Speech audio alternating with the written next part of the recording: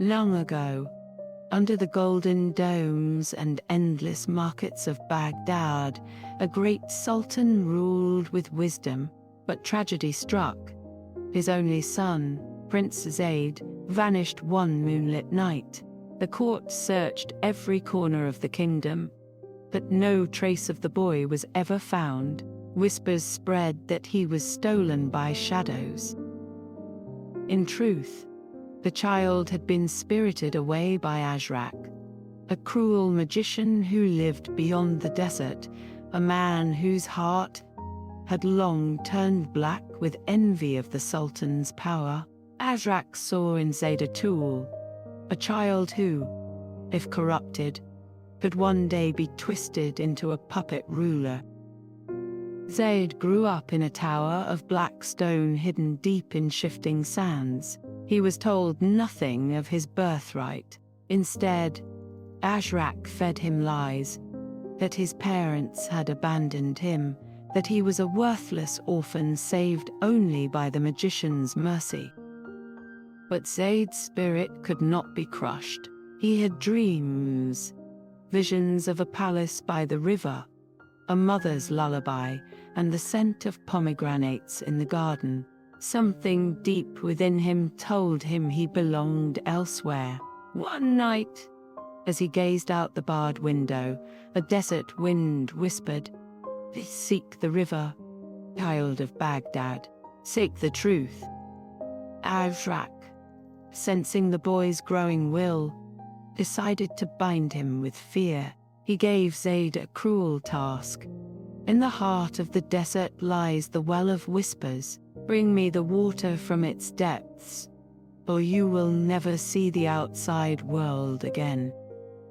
The journey was meant to kill him, but along the way, Zayd was aided by unlikely friends, a desert falcon, who dropped dates into his hands when he starved, a wandering merchant's daughter who gave him water and whispered, "Your eyes are the Sultan's eyes. You are not who he says you are." At the well of whispers, Zayd peered into the black water and saw his true self, clothed in royal robes, his father's crown upon his head. The truth shook him. He was the lost prince. When Zayd returned, Azrak saw the change in his eyes and knew the boy had learned the truth. Enraged, he tried to shackle Zayd with chains of fire, calling on the spirits of smoke and sand. But something stronger awoke within Zayd, the blood of kings. The well's water had given him courage and clarity. When Azrak raised his staff, Zayd raised only his hands, yet the fire bent away, dissolving into harmless sparks. "You are not my master," Zayd said for the first time. "I am Zayd, son of Baghdad."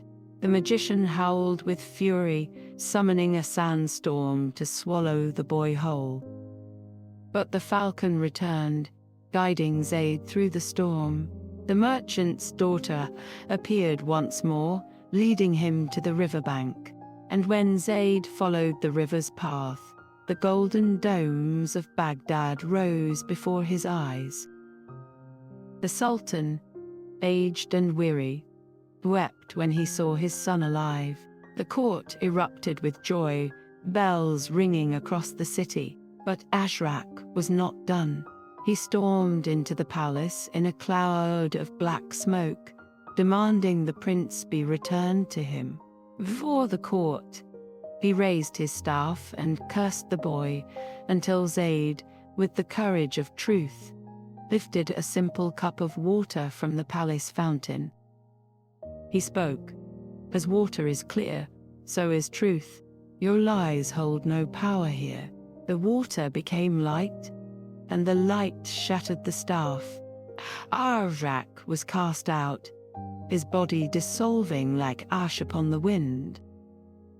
Zayd grew to be a wise ruler, one who never forgot the years stolen from him, nor the kindness of strangers who had reminded him of who he was. He decreed that Baghdad's gates would always be open to the lost, the weary, and the wanderer, for he had once been all three. And in the night markets, people told the story of the prince who defeated a cruel magician not with swords, but with truth.